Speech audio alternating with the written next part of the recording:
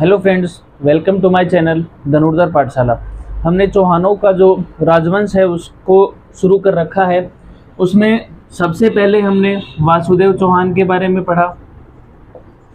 वासुदेव चौहान जो चौहानों के संस्थापक हैं।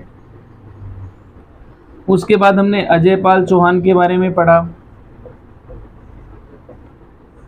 अजयपाल चौहान जिसने अजमेर नगर को बचाया और अजमेर को अपनी पहली राजधानी बनाया।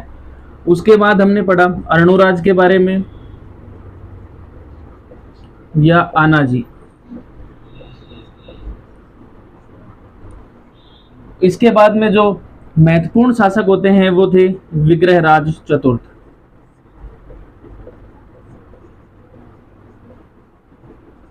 विग्रहराज चतुर्थ चौहानों के बहुत ही महत्वपूर्ण शासक थे। अगर आपको हमारी वीडियो पसंद आ रही है तो आप इसे लाइक, शेयर और सब्सक्राइब जरूर करें। तो चलिए अब हम पढ़ते हैं हमारे अगले शासक विग्रहराज चतुर्थ के बारे में। विग्रहराज चतुर्थ का जो कार्यकाल था उसे चौहानों का स्वर्णकाल कहते हैं। उसे चौहानों का स्वर्णकाल भी कहते हैं। चौहानों ने जिस क्षेत्र में शासन किया उसे सपादलक्ष भी कहते हैं, तो इसीलिए सपादलक्ष के चौहानों का स्वर्णिम काल भी कहते हैं। सपादलक्ष की चौहानों का स्वर्णकाल,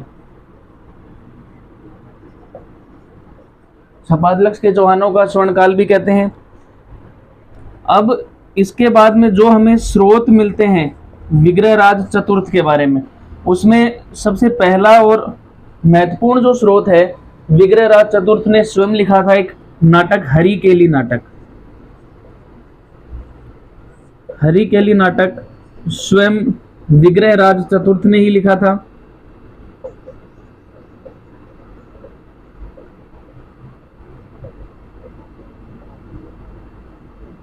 उसके बाद सोमदेव द्वारा लिखित ललित विग्रहराज, ललित विग्रहराज जिसे सोमदेव ने लिखा था,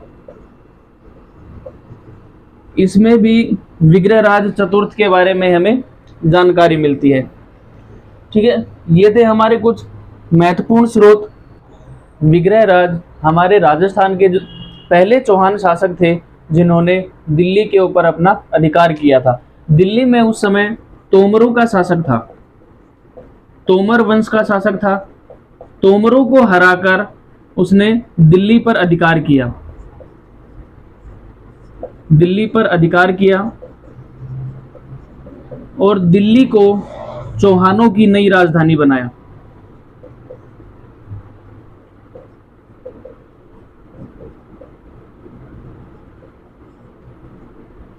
विग्रहराज चतुर्थ हमारे राजस्थान के एकमात्र ऐसे पहले शासक थे जिन्होंने दिल्ली के तोमर वंश को हराकर अपनी नई राजधानी दिल्ली को बनाया।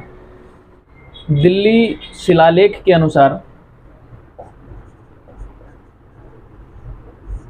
दिल्ली शिलालेख के अनुसार विग्रहराज चतुर्थ ने दिल्ली से लेके विंध्याचल पर्वत के बीच उसने कर वसूल किया था। दिल्ली से विंध्याचल पर्वत के बीच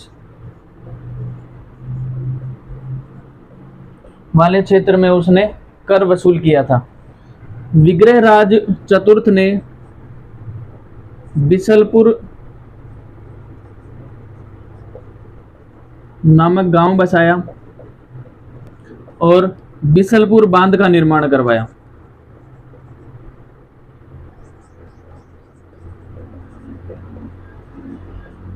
बिसलपुर बांध का निर्माण करवाया था। अजमेर में एक सरस्वती कंठाभरण नामक एक संस्कृत विद्यालय का निर्माण करवाया। संस्कृत सरस्वती कंठाभरण, सरस्वती कंठाभरण नामक संस्कृत विद्यालय का निर्माण करवाया, जिसे कालांतर में कुतुबुद्दीन ऐबक ने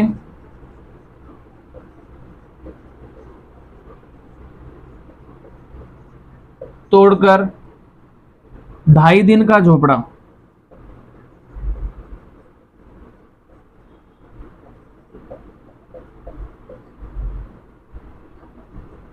2.5 दिन का झोपड़ा नामक एक मस्जिद का निर्माण करवा दिया। इसीलिए हम यह कह सकते हैं कि ये जो 2.5 दिन का झोपड़ा मस्जिद है, यह हिंदू मुस्लिम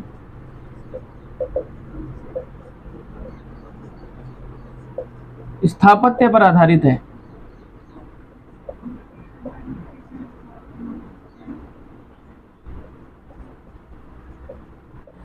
विग्रहराज चतुर्थ ने अपने कार्यकाल में बहुत से विद्वानों को उसने शरण दी थी, इसलिए इसे कवि बांधव भी कहते हैं।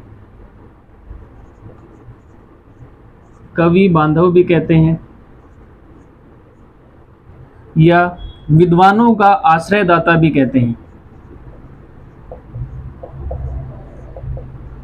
विद्वानों का आश्रयदाता। और सोमदेव ने विग्रहराज को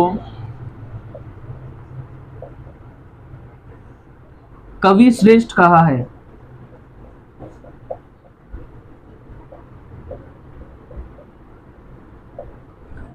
विग्रहराज चतुर्थ के बाद क्रमशः अपरगांगे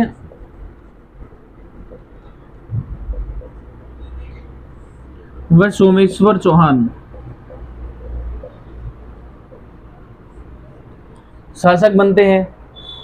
तो ये था हमारे शासक विग्रहराज चतुर्थ के बारे में। अब हम हमारी नेक्स्ट क्लास में पढ़ेंगे सोमेश्वर चौहान के बारे में, जो बहुत ही महत्वपूर्ण शासक हुए। आपको ये हमारी वीडियो कैसी लगी, इसे लाइक, शेयर और सब्सक्राइब जरूर करें। धन्यवाद।